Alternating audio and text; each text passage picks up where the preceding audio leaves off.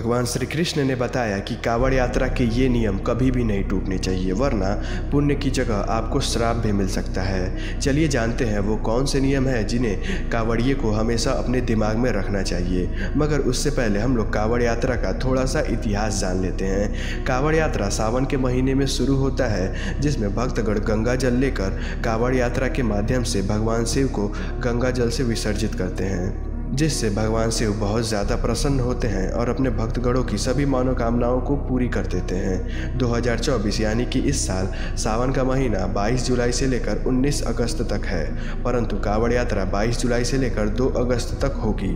आइए जानते हैं वो कांवड़ यात्रा के कौन से नियम और कानून हैं जो कभी भी टूटने नहीं चाहिए, वरना आपको कांवड़ यात्रा का फल कभी भी नहीं मिलेगा।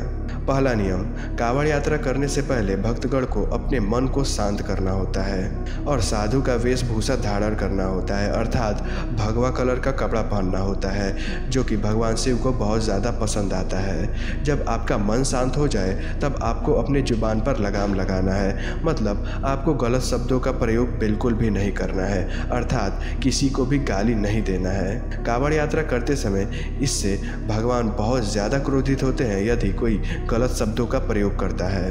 मन और जुबान शांत होने के बाद आता है कांवड़ यात्रा का दूसरा नियम।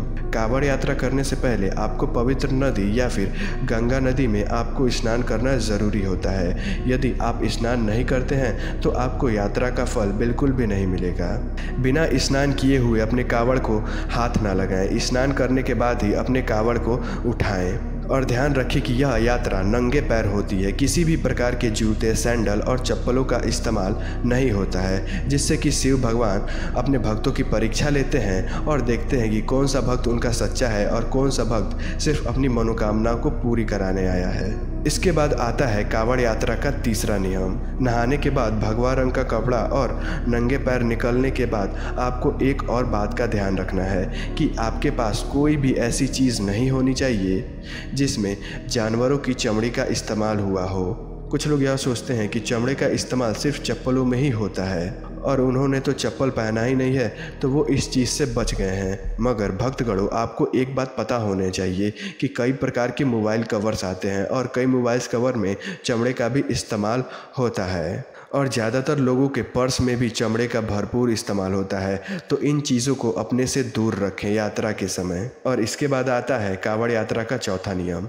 मगर उससे पहले अगर आपको ये वीडियो पसंद आ रहा है तो चैनल को लाइक और सब्सक्राइब करके जय जय श्री राम कमेंट ज़रूर कर दें। कांवड़ यात्रा करते समय भक्तगणों को बहुत ज़्यादा थकान होती है, क्योंकि धूप भी बहुत ज़ोर की होती है और पैरों में चप्पल न होने की वजह से पैर भी बहुत दुखते हैं और उनमें समय समय पर कुछ न कुछ चुभता रहता है और पैर अक्सर कट फिट जाते हैं और कई बार तो छिल भी जाते हैं, जिसकी वजह से भक्तगण सोचते हैं कि वो थोड़ी देर रुक कर थोड़ा सा विश्राम कर लें। मगर ध्यान रहे, विश्राम करते समय भी आपको एक बात का ध्यान रखना है कि आपका कांवड़ कभी भी ज़मीन पर ना रखा हो।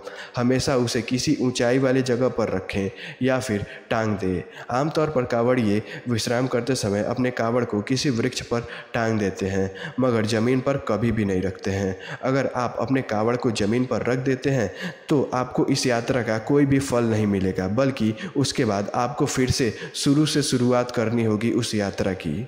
जहाँ से आपने गंगा जल भरा था आपको फिर से वहीं पर जाना होगा, फिर से स्नान करना होगा और कपड़े पहन के फिर से गंगा जल भर के आपको शुरू करना होगा, तभी जाके आपको इस यात्रा का फल मिलेगा। इसके बाद आता है कांवड़ यात्रा का पांचवा नियम।